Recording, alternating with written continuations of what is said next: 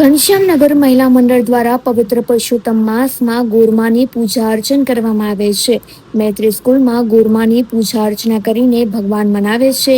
અન્નકૂટમાં અંદાજે 100 જેટલી પ્રસાદી ધરવામાં આવી હતી અને અન્નકૂટનો પ્રસાદ આપવામાં આવ્યો હતો। 1 મહિનાથી ગોપીઓ ધૂન કીર્તન ભજન કરે છે। ભગવાન પુરુષોત્તમ માસ ભગવાનને મનાવે છે।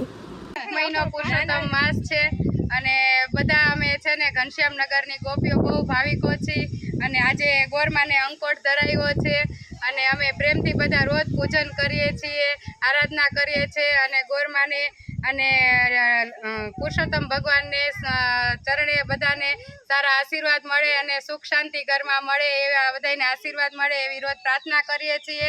અને આજે અમે અંકોટ ધર્યા છે એનો સ્વીકાર કાંઠા ગોરમાં કરે અને પુરુષોત્તમ ભગવાન કરે એવું અમે માતાજીને સ્મરણ કરીએ છીએ। બોલો કાંઠા ગોરમાની જય, પુરુષોત્તમ ભગવાનની જય, ગોવર્ધન રાજ।